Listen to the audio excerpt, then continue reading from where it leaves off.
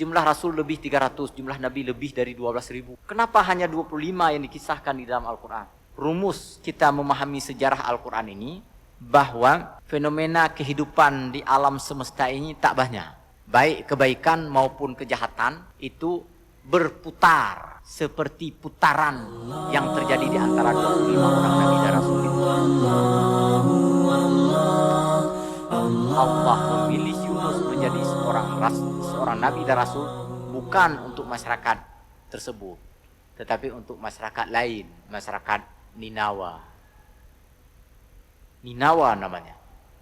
Ada yang mengatakan itu sekitar Irak, ada yang mengatakan lebih jauh lagi, ada yang mengatakan ke arah utara Jordan di sana.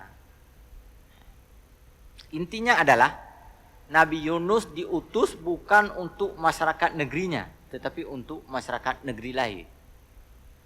Dan Bapak Ibu, kembali kita ulang bahwa tak ada sepenggal kisah pun di dalam Al-Quran yang tak bermakna.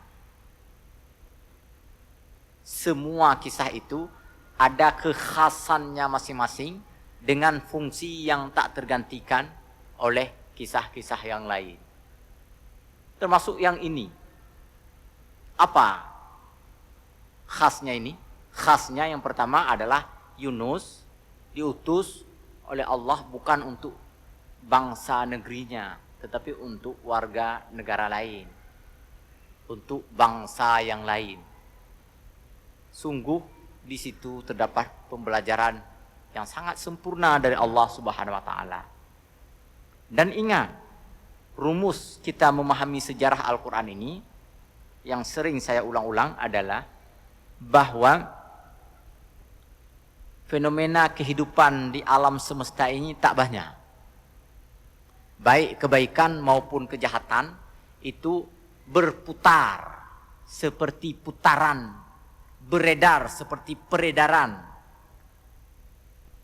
yang terjadi di antara 25 orang Nabi dan Rasul itu. Tak lebih daripada itu.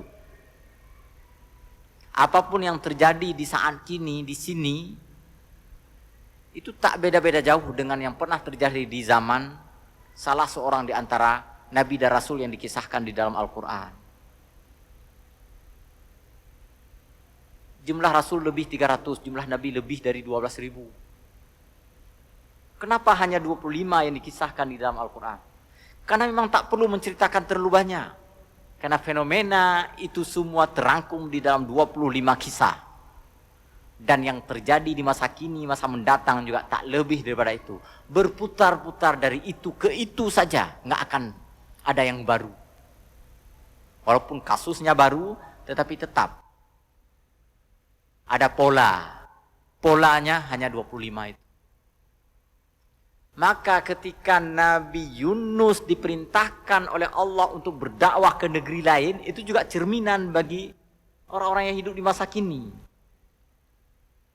Ketika Nabi Ilyas mendapatkan perlawanan dari bangsa negerinya, dari anak bangsa, anak kaumnya, itu juga terjadi di masa kini.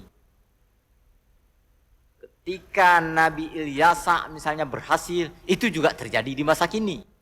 Enggak lebih-lebih daripada itu.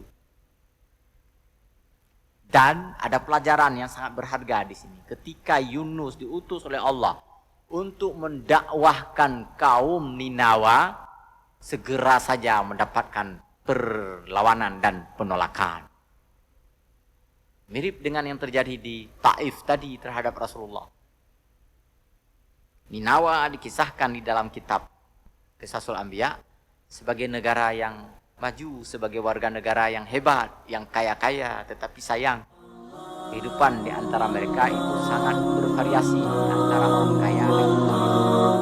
Allahu Allahu Allahu Allah Allah